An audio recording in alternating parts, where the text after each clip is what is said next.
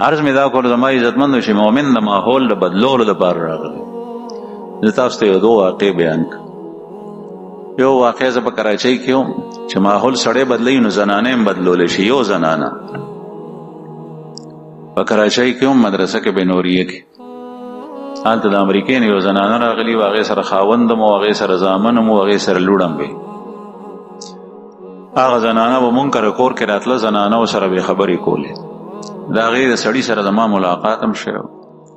هغې مدرسې ته راغلي و، د مدرسې په کور کې پاتې کېدل، بلډینګ کې مدرسه کې فلیټونه او خپل بچي او بچی راوستي و، هغې په مدرسه کې داخل کړي و. د هغې دپاره په مدرسه کې پاتې کېدل چې دی دلته کې علم زده کړي.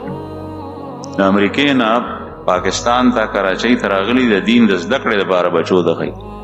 دلته یو سړی پخوا کې مدرسه لیکن د سره د خپل بچي او د اولاد فکر نی. دا ډېره د افسوس خبر چې ورسره یي نو د سکول او د کالج فکر یې ورسره، او چې ورسره فکر نی نو هغه د دین او د عقیدې او د مذهب فکر ورسره نشته. هغه د امریکې نه راځي دا ښځه او د دې په زور باندې خاوند ټول راوستي، لوڼې هم داخلې کړې وې، بچي هم داخل کړي چې دی علم زده کړي.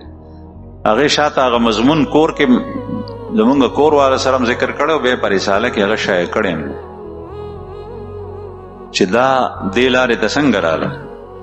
هغې وایي چې په امریکا کې زما پیدایش زما وخت هلته تېر شوی دی، بې پرګیري بې حیاګیري څومره مجالس او ځایونه چې هغه د سیل سپاټي وي هغه ما یو هم نه دی پرېښی. سویمینګ پول یو ځای بل ځای هلته تلي، مالته مې هر څه کړي، سیل سپاټۍ خاوند سره پردنه بورخانه حیثم. او دغه وخت کې چې مدرسه کې پاتې کېده د سر نه تر خپو پورې بې جا نوک هم نه لیدو، پټه بو. بیا وی یو ځل ما تفسیر عثماني چې د لاسته راغلو، د مولانا شبیر احمد عثماني رحمه الله تفسیر دی، عام ځایونو کې کورونو کې وي، جوماتونو کې وي، حاشیه کې دی ترجمه د شیخ الهند رحمه الله د تفسیر د عثماني رحمه الله. دا مې لاسته راغلو نو سوره فاتحه الحمد کتل ما شروع کل هغې مطالعه مې کول نو زما د زړه کې یو پړک رڼا راغله. دا بني آدم محسوسوي.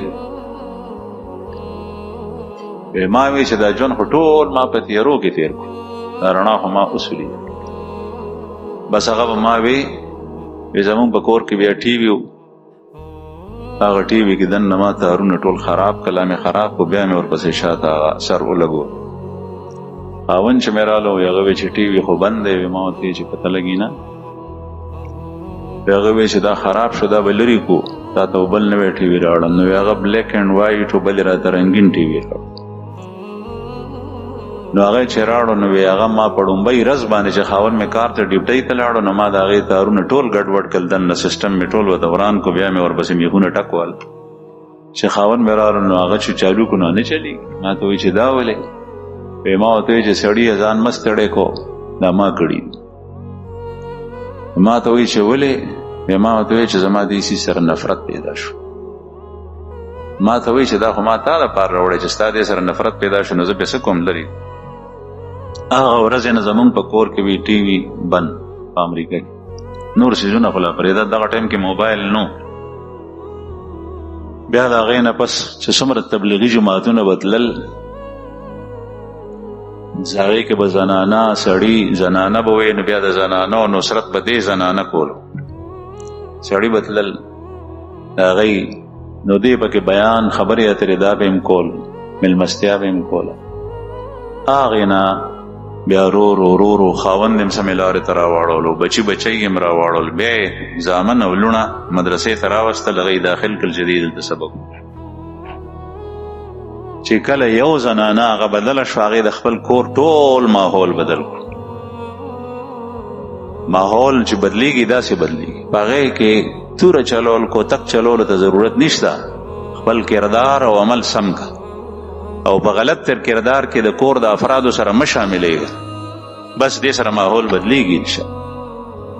خپل کردار سړی سم کي، د ګناه ارتکاب مه کو، او په کور کې جنگ جګړو ته ضرورت نشته. بعضې سړی کوتک راوالي، مور سره جګړه، پلار سره جګړه، رور سره جګړه، نه، هغې ته صرف په نرم او پسته باندې خبره وکړه چې د سره یې نه مني، خپل ځان برابر کړه، خپل ځان ډډې ته کړه، او هغوی سره په هغه بدو کې شریک کېږه مه خپله نیک جوړ ستا د وجې نه به ټول ماحول سمیږي انشاءالله.